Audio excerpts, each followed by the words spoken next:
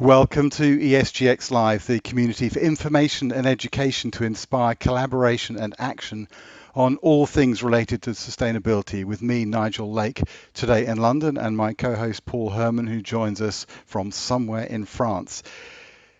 2023 has started off with quite a rush on many fronts. I know for many people working in and around the world of sustainability, there has been a lot of action, most of it or much of it positive, certainly from our perspective.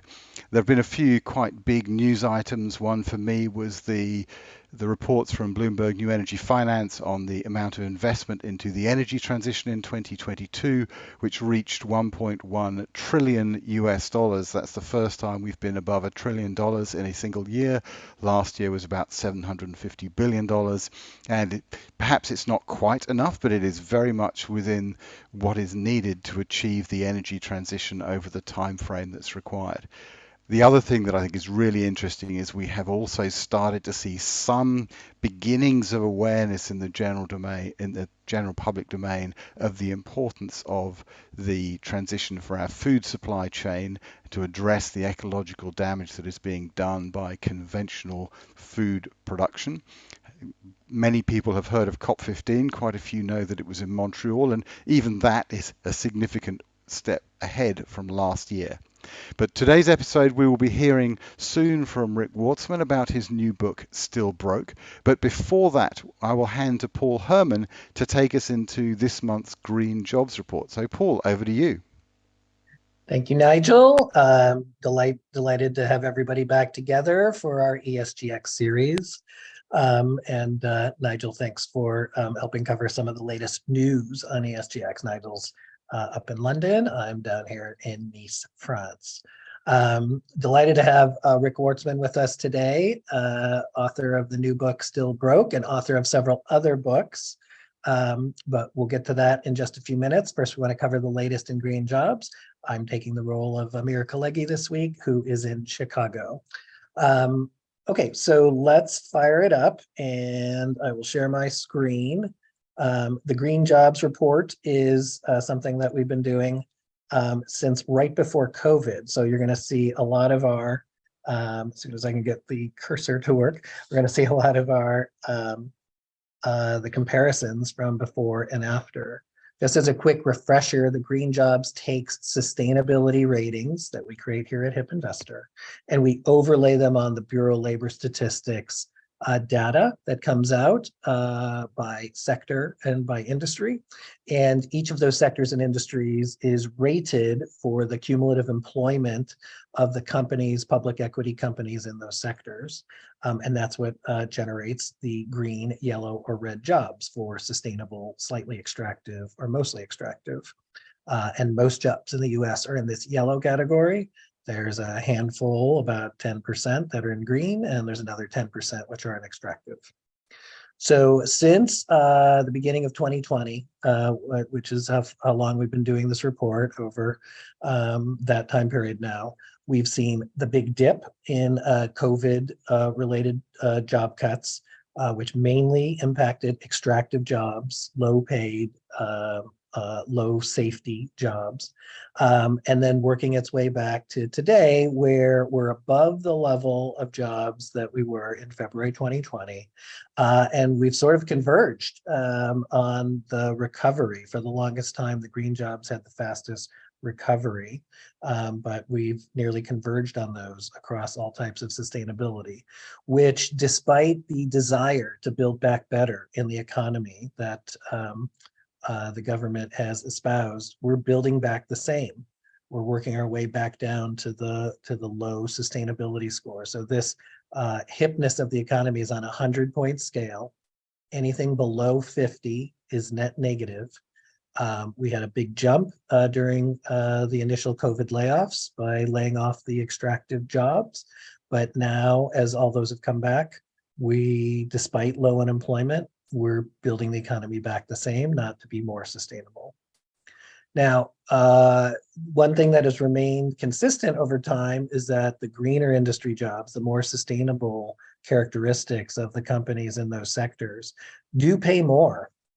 And so some of those are sustainability minded companies, and others are just great companies to work for. Whereas the extractive companies and the slightly extractive companies, the jobs and pay, which we're going to talk about when Rick Wartzman comes on, it's difficult to make a living having those jobs. And some of those are not even full-time jobs. Some of those are part-time or three-quarters time. Now, over, as many of us know, since the early 2010s, the job pay growth, the wage growth, was in the 2.5% to 3% range. During COVID, the wages kicked in to pay people better, including the race for $15 an hour minimum wage, some $20 an hour minimum wage. And during that time period, since the emergence of COVID in the 2020s, the green jobs have grown more. The red jobs have also grown, but not as fast. So this distinction of more sustainable, more extractive has expanded. And then when we plot the unemployment rates of the different sectors, you can see that the economy's unemployment rate is just over 3.5%. In greener industries, it's much lower. In extractive industries, it's much higher. So you would think there would be a policy desire to have more green jobs. We have a little bit of that, infrastructure and Inflation Reduction Act that's going to tilt towards more greener companies and more sustainability behaviors. But there's still a lot of gravity pulling us back to these extractive and slightly extractive jobs. So that's the quick rundown on the Green Jobs Report. I'll stop the screen share right here. Please feel free to ask any questions in the chat and also to put them in the Q&A. So I'm going to welcome to the stage Rick Wartzman. Rick and I have known each other for several years now. Rick was a business reporter, business editor, has been called a business historian due to his excellent work in writing, not only writing about business, but also writing books. So Rick's latest book is called Still Broke: Walmart's Remarkable Transformation and the Limits of Socially Conscious Capitalism, which we talk about here all the time on ESGX, socially conscious capitalism and sustainable capitalism. Rick is also the author of other books on, sorry, I'm just pulling up the titles here: The End of Loyalty, The Rise and Fall of Good Jobs in America, Obscene and the Extreme, The Burning and Banning of John Steinbeck's Grapes of Wrath, and The King of California, and the Making of the Secret American Empire. So Rick, delighted to have you with us today. Part of your journey has also been helping lead the Peter Drucker Institute, and now a spin-off called Bendable Labs. So welcome. Yeah, great to be with you. Great to see you, Paul. Great. And you are on a mix of book tour and doing work as part of Bendable Labs right now. And so you're in Charlotte, North Carolina today, right? Yeah, I'm in Raleigh, actually. But Raleigh. Okay. Yep. Sounds good.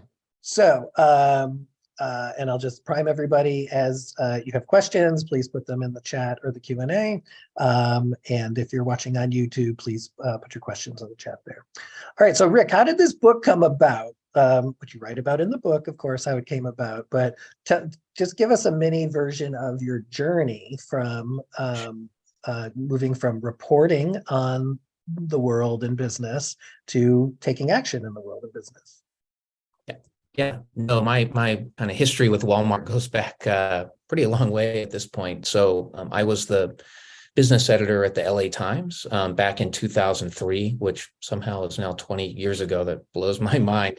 And my team did a really deep dive into really the high human cost of low prices, right? The low prices that Walmart has on their shelves, which has a real benefit and a real social benefit, right? Consumers feel that every time they push a cart right down a Walmart aisle and go to check out and save money. And economists, were at the time in particular widely crediting Walmart with holding down the US inflation rate, right? Holding it down more than it would otherwise have been just because it was so vast. And they, as a company, have long seen that as really the key to their social mission, that they bring high quality goods to regions that might not have them otherwise, to people that otherwise wouldn't have them at very affordable prices. And that is a good thing when we kind of wear our consumer hat.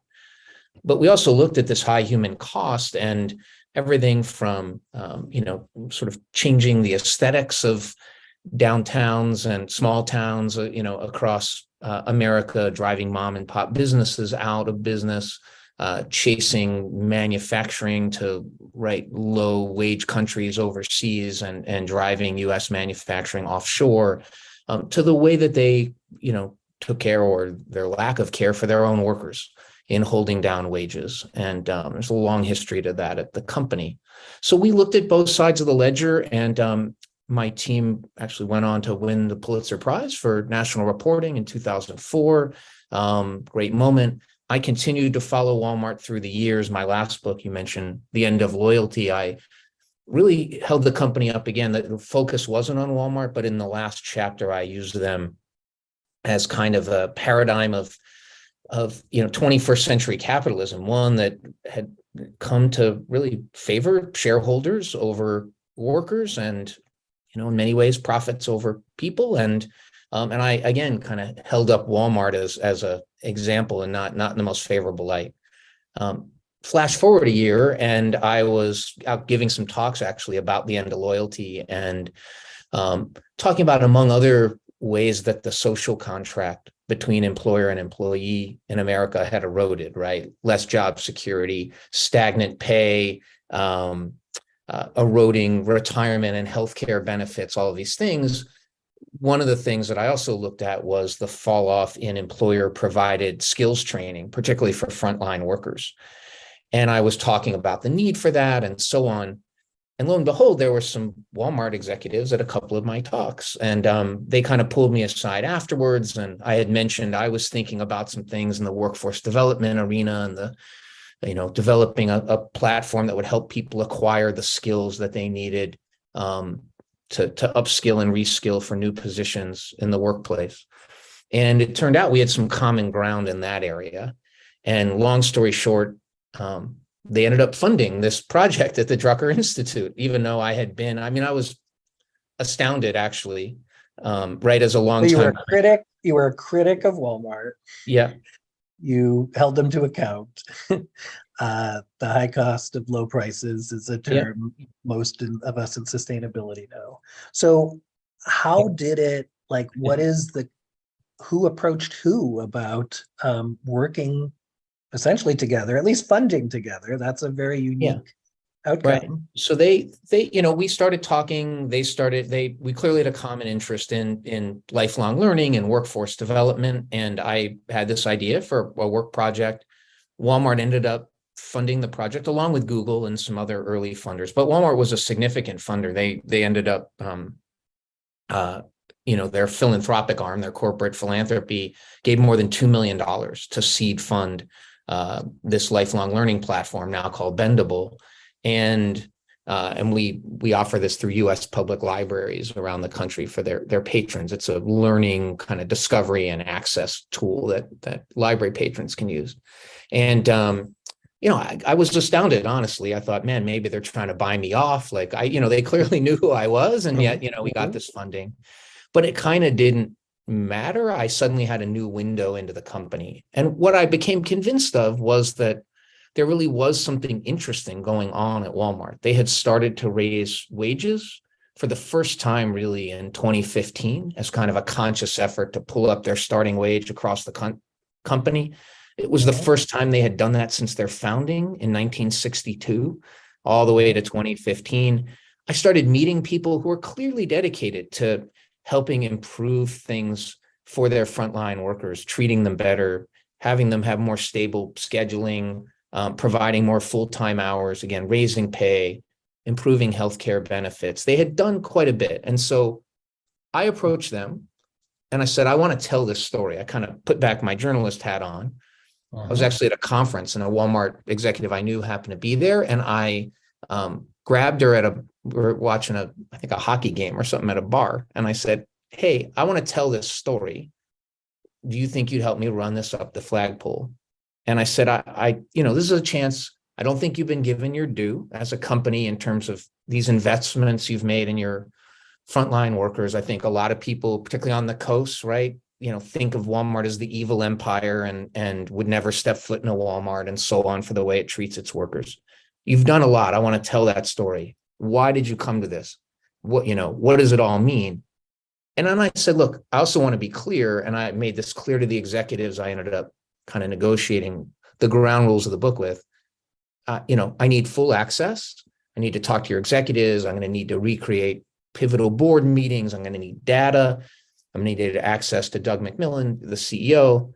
And I'm not going to pull any punches. I'm not going to sugarcoat any shortcomings I find. I'm going to talk to all your critics, including all the union folks who are my friends anyway. And I'm going to come to my own truth on this. And if you're okay with that, let me in. I want to tell this story. And the result is this book still broke, which, it took about 2 years of research and a year to write. Sure. So the title doesn't, if I was on the Walmart side, I might be a little frustrated. So what? They hate the title. Yeah, for sure. Right. So what do you think Walmart sees in the book? Or what did they think might become of the book to tell their story? So look, I think they ended up cooperating with me, and they really, by and large, they kept their word, which is to say, look, you always, as a journalist, want more and more access, but they gave me a lot of access. They gave me a lot of data. They were really cooperative, and so I no complaints. They kept their word, and was particularly difficult. Frankly, a lot of the reporting was through the pandemic, when they were like a little busy, Sure. trying to deal with all that from an operational standpoint. And so they were great on that front. I think they did it because I think they really believe they have a good story to tell. And the book, look, it's not, despite the title, it's not a screed against Walmart. And although they hate the title, I have talked to enough high executives who say, look, the book really, it's truth. And the subtitle, the one part, Walmart's Remarkable Transformation, I did not compose casually. I think it has been a remarkable transformation given the context of their own history. And so at the same time, the still broke part and the limits of socially conscious capitalism is also a part of the truth I came to, which is, and I can kind of tell you about that. So Walmart, look, at the end of the day, they've continued to raise wages. They've continued to invest in their workers. So in fact, they raised wages again, announced just last week. So where does that take them? So they raised their minimum starting pay from $12 an hour to $14 an hour. In some places that will go to times a million or a million 0.4 million, they have 1.1 million full-time hourly workers and roughly 500,000 part-time hourly workers. So they've moved much more. Most of those are in the store. They're cashiers or greeters. Correct. Not greeters anymore, but cashiers and stockers and, exactly. And some people in distribution centers, as well. Right. But in like Bentonville, you've been to Bentonville, which is its own little town and metropolitan area, and sort of seems like a high-end suburb now, given how it's grown. But that's less than 100,000 people there, right? 100,000 jobs. Yeah. Most of their, it's 1.6 million workers and 1.5 or in the hourly worker ranks. And so look, here's where they've ended up. After all of this, and even after last week, their average wage, is now over, it's $17.50 an hour. It's over $17 an hour. So $17.50 an hour. But what does that mean? So sort of step back.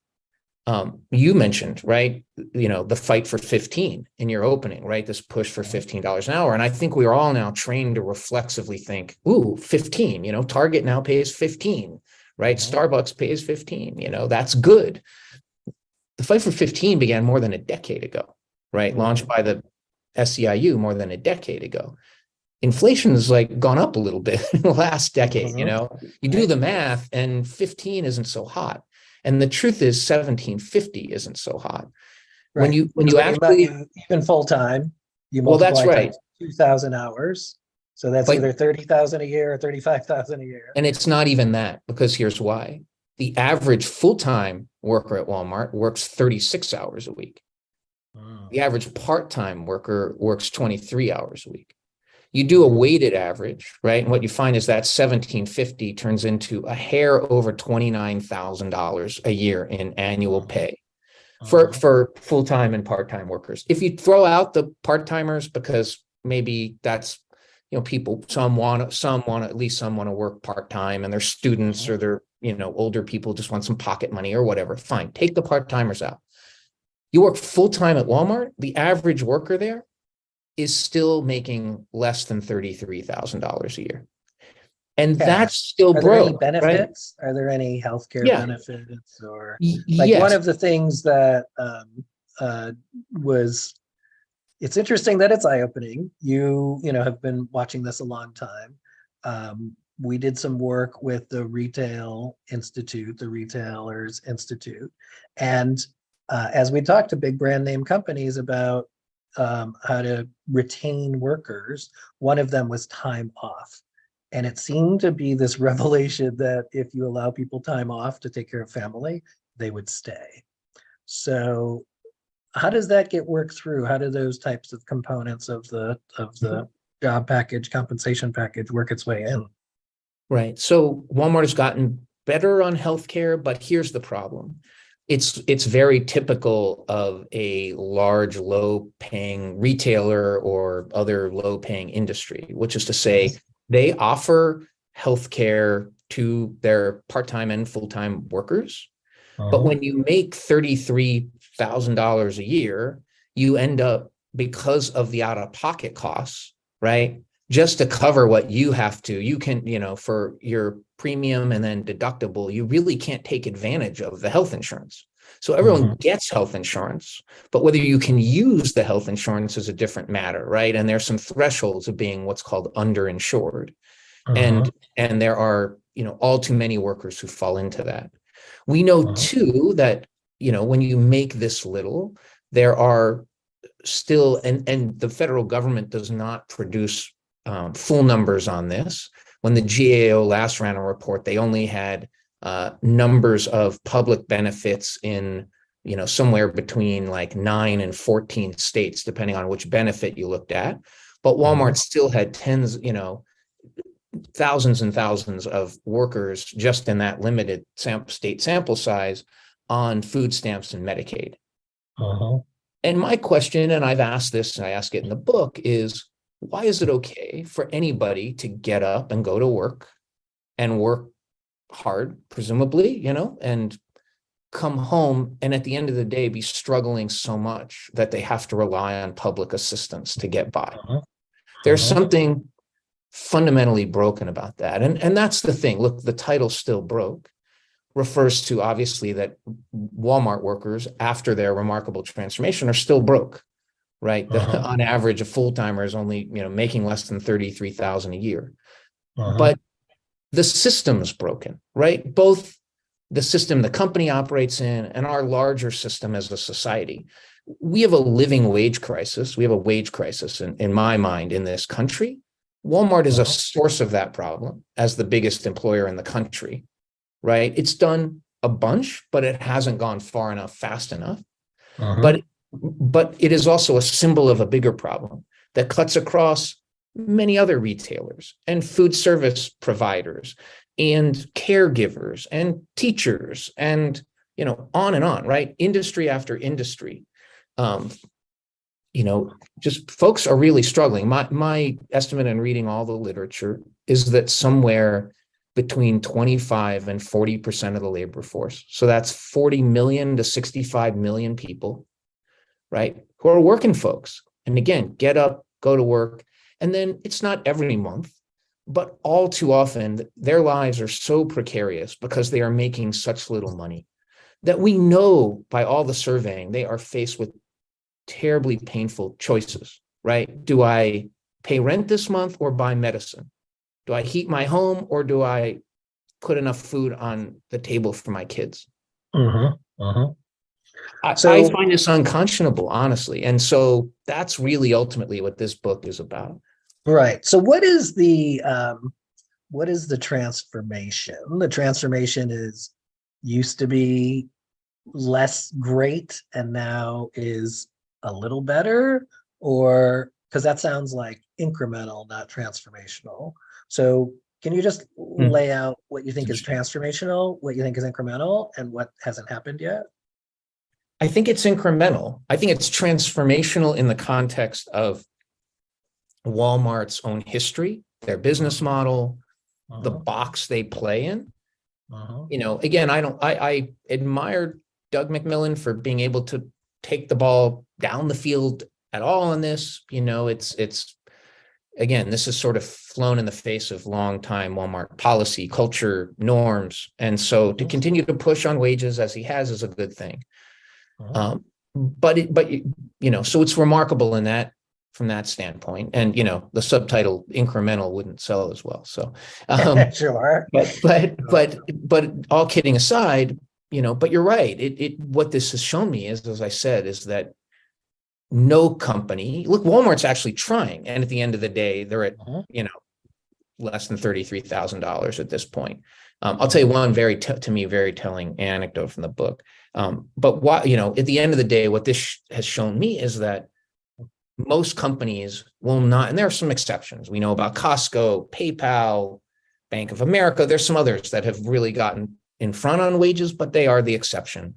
Most companies will not go far enough, fast enough to take care of this crisis and these tens of millions of hardworking people who are really struggling to make ends meet.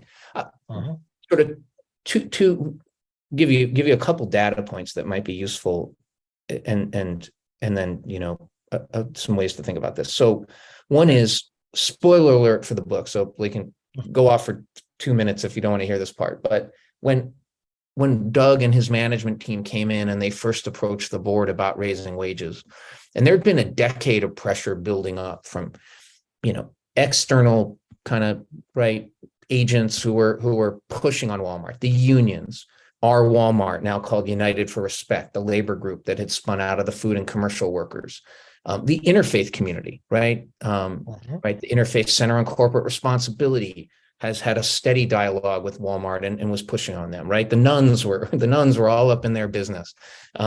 Politicians like Bernie Sanders and others, you know, journalists, right? Pains with a pen like me, who were, you know, all on them about this.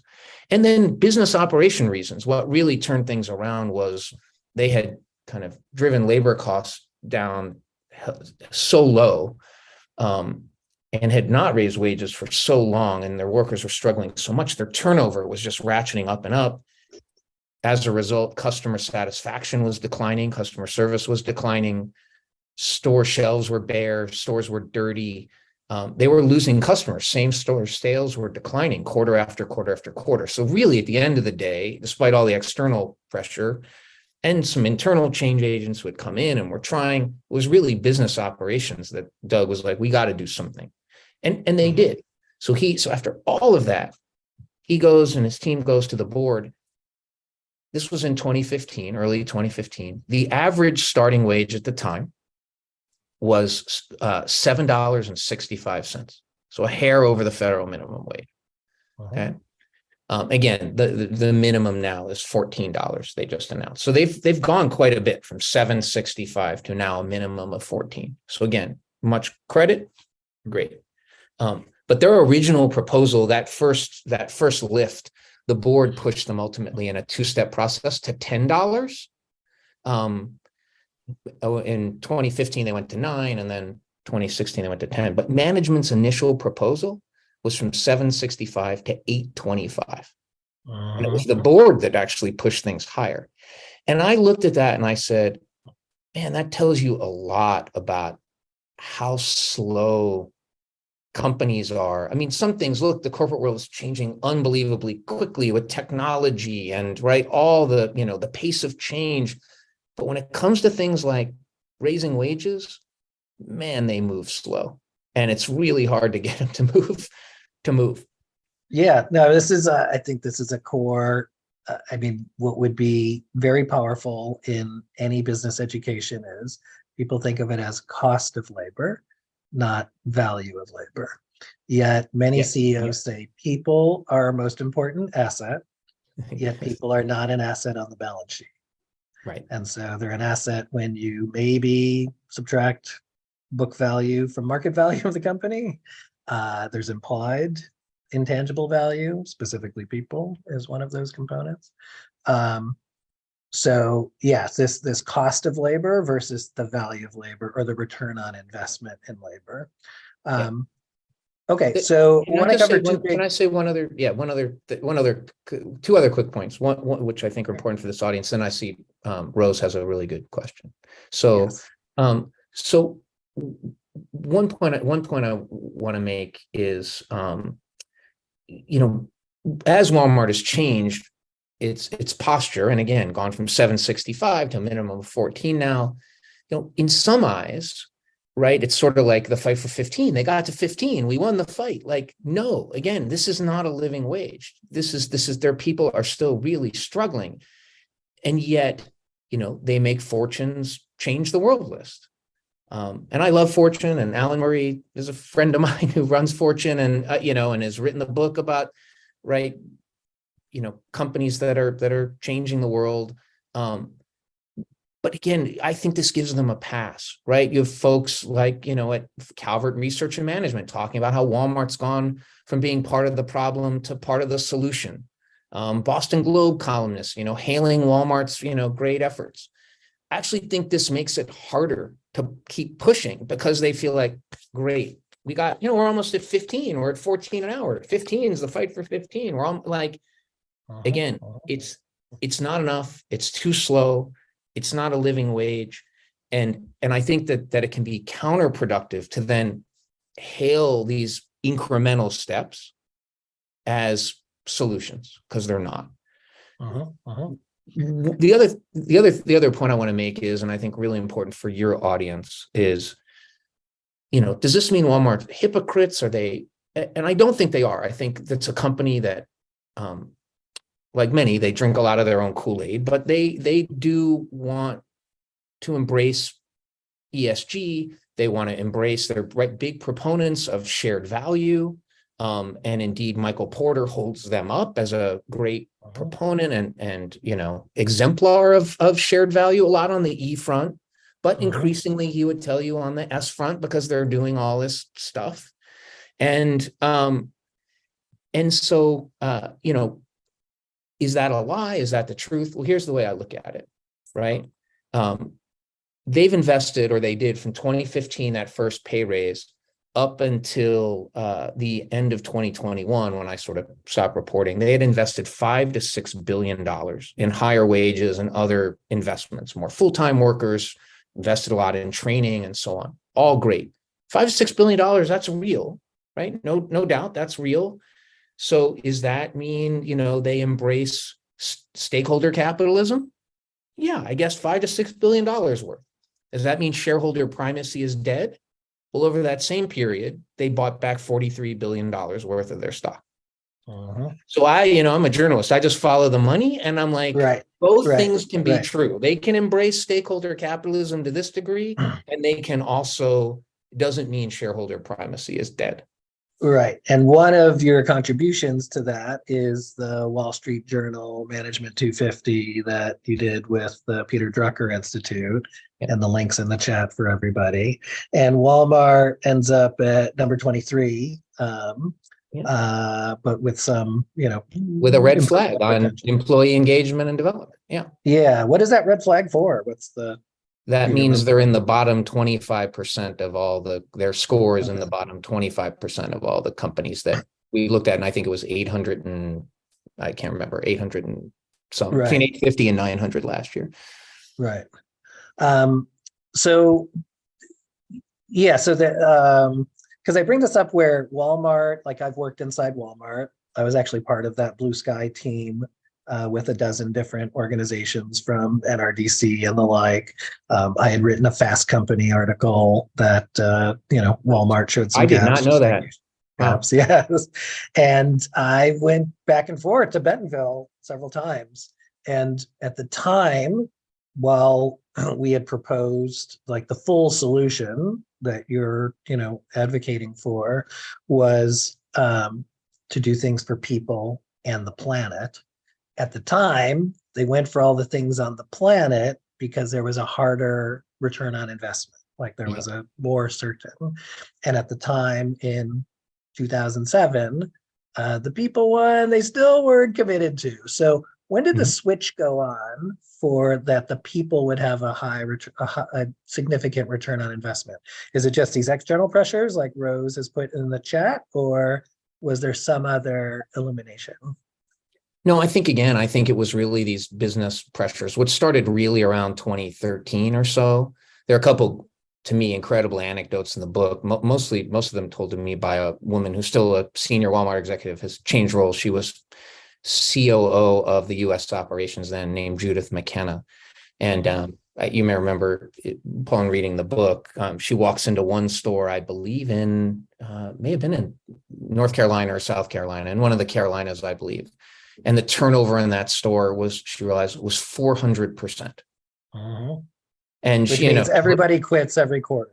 Yes. That's what 400%. Yeah, that's what that means. Right. I mean, it's just, right. Like you have 4 people in this position every year. Like, how do you run your store? And the manager, according to her, said, look, I do the best I can. She went into a store in New Mexico, and she looked down and she asked a colleague, "Oh, when did we start using brown floor tiles?" Mm-hmm. And he said, "Those aren't floor tiles, that's dirt." And she just realized nobody cared. It was just, that was not an aberration, right? Nobody cares. And so they were really, I think, in danger of running the company into the ground. Doug came in 2014, recognized this. And again, that's when he said, look, we've got to make some investments. Now, his proposal was to $8.25 an hour, but to his credit, I think realized that there had to be some investments, and they would tell you that there has been a return on investment. They won't tell me exactly what their turnover has gone from to, but I heard it was as high as 200% before they started making these changes. And if they're at the retail industry average of, I've seen different reports, 75% or something, it's still incredibly high, but it's costing them a lot less than 200%. Nigel, you have a question? Yeah, I was going to come back to, I think you gave the great example of how, some money has been directed to employees, but far more has gone to shareholders over time.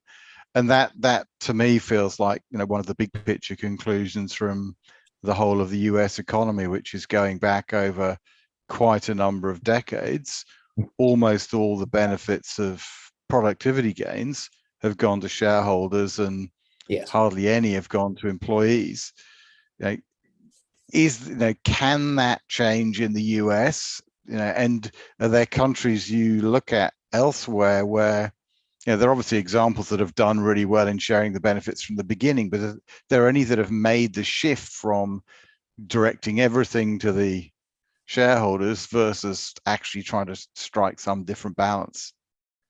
Yeah, I'm not sure any other country's gotten as out of whack in that way as we are here, and certainly some, unfortunately, have come to emulate, to me, the worst of shareholder primacy, right, in other countries. But it's still, you look at all the metrics in developed countries. I mean, the U.S. is really lags in terms of how labor is treated and compensated. And the voice it has, right, which is also very related to that. And we see this now playing out in all kinds of union struggles, and some major companies. I think, look, the whole thing, what the book really taught me, the end of loyalty.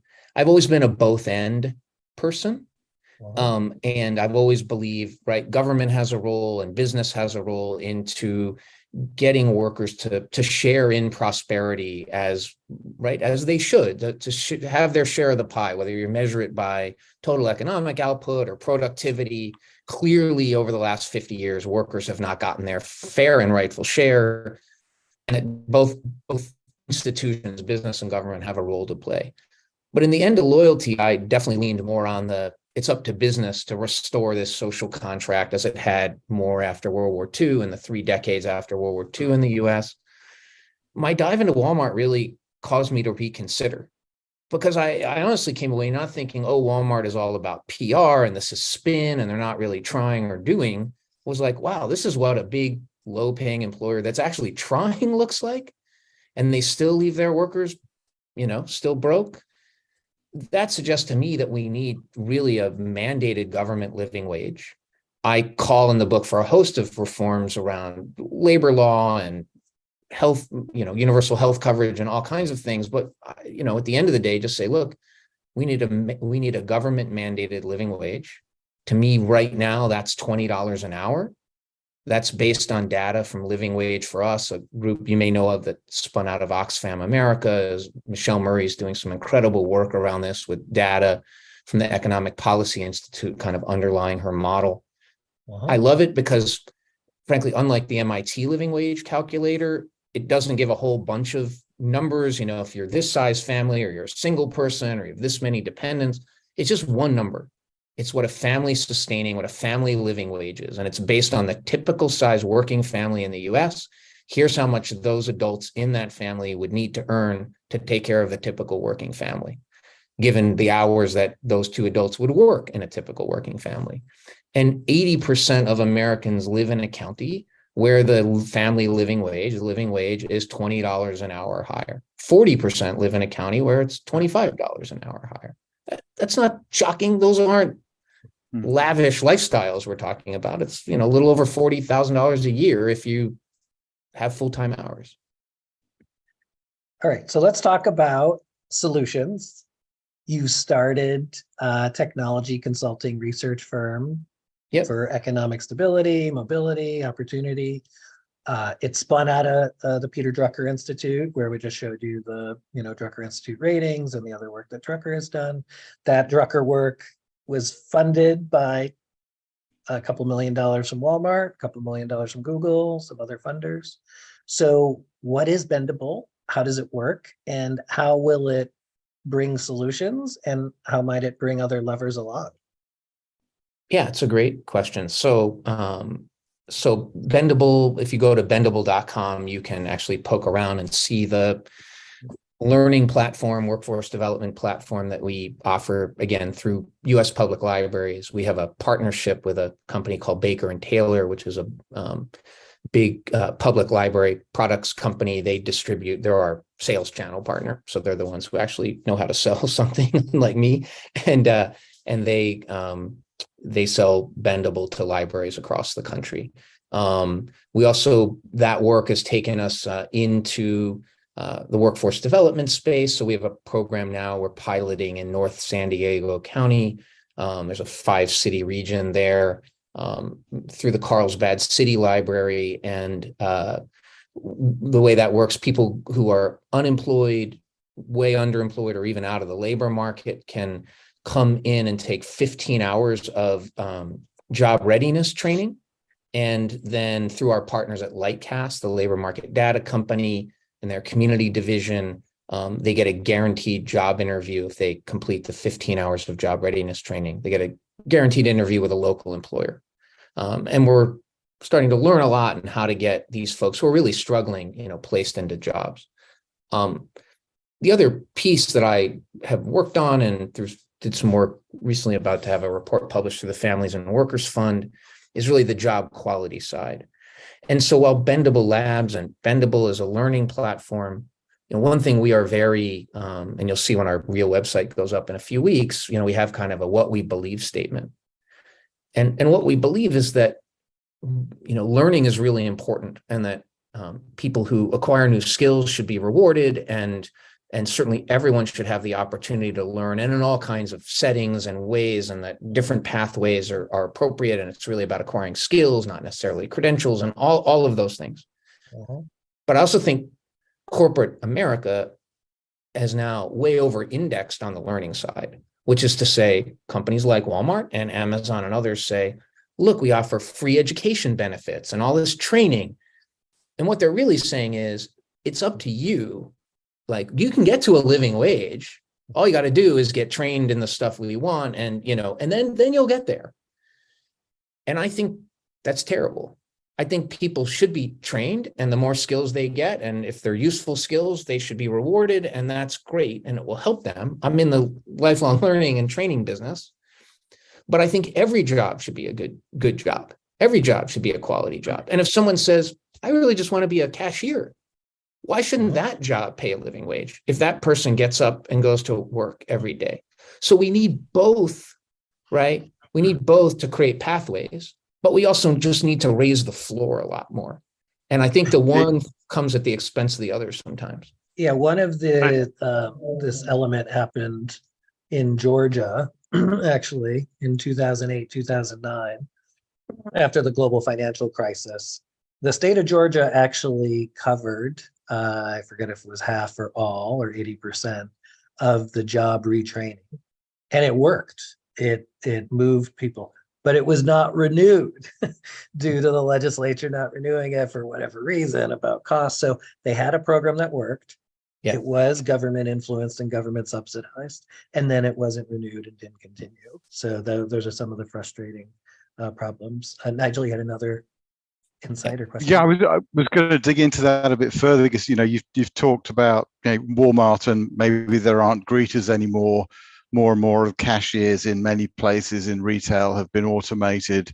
There are many other areas where automation is coming. Perhaps it will come to driverless trucks, although maybe not as soon as we thought. So you have this constant erosion of those base level jobs, what I think Andrew Yang talked about in his book, The War on Normal People, which is a pretty good enunciation for me of some of the challenges. How on earth and where on earth can we create the new jobs that will be, have some essential human element that people can do, because the erosion of existing jobs presumably will continue for some way yet. I think so. I'm not a I'm not a big believer in that narrative, I guess. Just my own take is that there's lots of really useful stuff to do that obviously some jobs become obsolete over time. We can all, look at buggy whip makers or whatever, and we know those stories, but sometimes things surprise us, right? Like the story of, ATMs, and now they're more bank tellers because, right. There's things break in unexpected ways. New roles are created. Walmart's still growing its workforce. It's not shrinking, even though it's introduced all kinds of technology. There could come a time when the workforce shrinks some. I don't think it'll be tremendously. And I think there are also so many jobs that are essentially just human to human, like caregiving and like teaching, where we way underpay people. And so, again, this wage crisis afflicts, industries where I don't see robots replacing anybody. And those are people who should be making a lot more. I see a couple questions in the chat. Do you want me to hit those? Yeah, so one is about Bendable, and that the partnership with libraries sounds very compelling. So this is from Rose Yee. Yep. Are there latest metrics on this uptake? It could be pilots, It could be networks. Yeah, so our first city where we have the most data is in South Bend, Indiana. So that was the first Bendable city through the St. Joseph County. Pete Buttigieg? He was really, actually was the mayor at the time, and he was very helpful in, actually, I will give Pete total credit. I met with him, and I then wasn't even called Bendable. I just had this idea, what if we brought a lot of high quality learning resources to one community? Could we create a community of continuous learning, and what would that mean? And it was just sort of this thing rattling around in my head. And we had done some other work with Pete, and I had lunch with him and was kicking this around. And he said, "This sounds great. You should go talk to the library." And I kind of looked at him, and I said, "I thought you were maybe interested in doing this." He said, "I am. I'll be supportive." He literally said, he goes, "Mayors come and go." Who knew at that time where he'd go? But he said, "Mayors come and go, and administrations change priorities." He said, "Go to library. They're the most trusted public institution everywhere. They're warm and welcoming to everybody. Lifelong learning is their mission, and they're not going anywhere." And so we did, like Pete really pointed us in the direction of libraries, and I've learned so much about them. They're amazing centers of community. The equity and access they provide is tremendous.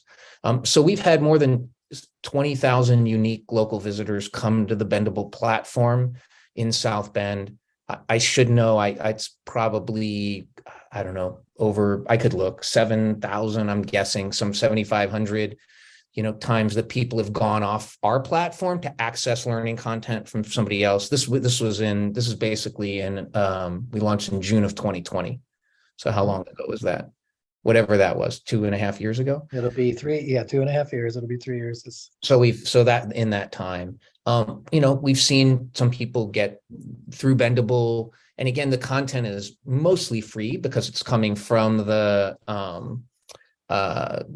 the public library that pays for course seats from providers like CELED and Penn Foster and LinkedIn Learning and so on. So people access the content. Ours makes the discovery easy. So it's been really exciting. We've had partnerships, and the libraries forged partnerships with, great example, United Way. The community needed more caregivers, actually, who were like professionally certified caregivers for, young kids. And we ran a whole certification program through the Bendable platform that United Way offered, and they were able to increase the number of certified caregivers in the community. So there's some really innovative ways that we're leaning into the platform, and now we are in the state of Maine. We launched Bendable Maine last summer, and through the Maine State Library, and we have we're across the entire state. We've already had, we're over 12,000 unique local visitors in Maine. It's, a whole state. So that's growing quickly. And we're doing some great work there with the Department of Labor, for example. Every career center, there are, I think, 13 of them across the state of Maine. Every one of them now has Bendable on their computers, on the homepage of their computers, and their staff is now being trained so that when clients come in and need job help, to acquire new skills or learn about different resources, and it's available on Bendable, their staff knows how to access that and get them going on the platform. So lots of different application. Right. And so it sounds like Bendable brings together different skill building platforms, providers. Yeah, we're the marketplace. We're a learning marketplace. Yep. Right. And we're wired. We have the plumbing and wiring done with edX and Coursera and LinkedIn Learning and Penn Foster and CELED and Skillshare and a whole bunch of them. And then who does the matching or the customization? Does that happen? Does that not happen? It's self-discovery? Yeah, it is. So one of the things you can do, it depends, right? So in some cases, again, they're community organizations. That one of the things you can do on Bendable is, if, say, you run a company or you run a nonprofit and you want to curate content, a selection of courses for those you serve, your employees or your clients, you can create what's called a Bendable board and have like 4 or 5 or as many as you want courses listed there that you've picked, and then direct your folks to that board to take those courses. So again, it's really a kind of organization and curation tool. And we have lots of organizations, dozens of them in South Bend that take advantage of that, which is cool. Okay. And if somebody listening to this right now wanted to do it, how do they do it? Is it free? Is there a fee? Yeah, so it costs the library money, or a sponsor, in the community. But yeah, there's, again, we sell it through Baker and Taylor. But if anybody is interested, I'm gonna put my email in the chat, and you can always reach out. And if you want to learn about any of this stuff, sounds great. Feel free. So it's just rick@bendablelabs.com, and you can hit me up. Great. Okay. So we're coming to the end of our hour. So we've covered the book, Still Broke. It's available in hardcover, ebook, audiobook on multiple platforms. There's Bendable Labs to take action to help educate the community, build up skills and jobs. You've created the Wall Street Journal, been part of creating the Wall Street Journal annual, I think it's 7th annual now, Management 250 with the Peter Drucker Institute. Any other levers that we should pull? We talked about like government policy before. You have any secrets on how to lever besides having lunch with the mayor? I don't know. I wish I did. Again, I at the end of the day, I look, it's easy, especially now. I mean, we could barely, you're sitting in France blissfully, but back here, Paul, we could barely even elect a Speaker of the House, So like, it doesn't seem, I'm not holding my breath that we're going to get to a $20 an hour living wage out of Washington anytime soon. And, the federal minimum wage, right, is still stuck at $7.25 an hour, where it's been since 2009. It's appalling. Right. But I will say there's some activism here. Today was the second day already this year, where 10 days ago, 1 million people protested across France. And today, I don't know what the exact count is, but the pressure to increase the retirement age. And so there is, there's a sense of citizen activism here that takes place. Like in the US, the Million Moms, of course, is one. Obviously protests for racial equity. So does it take like an extreme event to get people to be active, or is there some other method besides in addition to self-improvement, is there some other group method to exert this? Look, I think having now really dived into this area around living wages, I think there is a political opportunity here. I'm not a politician, so it's easy for me to say. But, and clearly, look, there are, whether it's Bernie Sanders or, we kind of know who've made this an issue. But I think, look, every minimum wage, increase that's been proposed, that's come on the ballot, no matter what state, has always passed. I don't think any of them have failed. And this includes in red states like Florida, right, that have passed minimum wage increases. What that tells me is people know that working folks in this country are not getting a fair shake. They're not making enough to get by, and something's wrong. And again, this is both in red and blue states. Polling from Just Capital suggests that, a living wage is an issue that plays well with everybody. High percentages, right? Huge majorities of not only Democrats, but independents and Republicans. And so I feel like this is a political issue we're waiting for somebody to seize it. And I don't know who that leader is going to be, but I feel like this country is ripe for an honest, real conversation about what a living wage is, what it would mean in this day and age. Again, we're long past $15. And I'd love to see that happen. And look, my hope of hopes, without hopefully having delusions of grandeur, is that, this book might be, part of a way to stimulate that conversation along with many others. Great. Rick, thanks for all of your expertise through your whole life to bring truth and honesty, to have people reveal themselves through your reporting and your Pulitzer Prize winning work, through your work at the Peter Drucker Institute to bring more systematic innovation, but also employee engagement and support. And now Bendable Labs to have the platforms for the community. It's really inspiring. So everybody go get the book. Just like Stephen Colbert says, let's give it the Colbert bump and give it the ESGX bump for a hardcover, ebook, or audiobook. Thanks, Rick, for being with us. Really appreciate it. And Nigel, over to you to close. Well, just to add my thanks, very thought-provoking, certainly as someone who spends his life spread across a variety of different countries. The ordinary American's life is so far behind what most people in the first world have as ordinary lives in other countries. People in France may be protesting. They have a healthcare system that everybody has access to. It doesn't matter who you are. Not something you have in America. So I think this building awareness and somehow encouraging people that they need to go out and get active because it's not going to be brought to them is incredibly important. So thank you for all your work. And this is something that everybody has to leave into, because without that, there will not be change.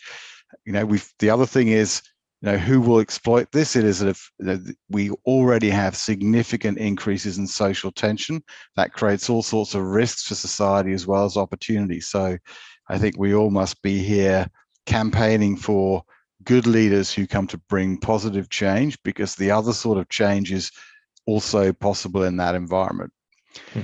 Looking ahead to next month, Paul, do you want to give a quick intro to what we've got coming up next month with Culture Shift?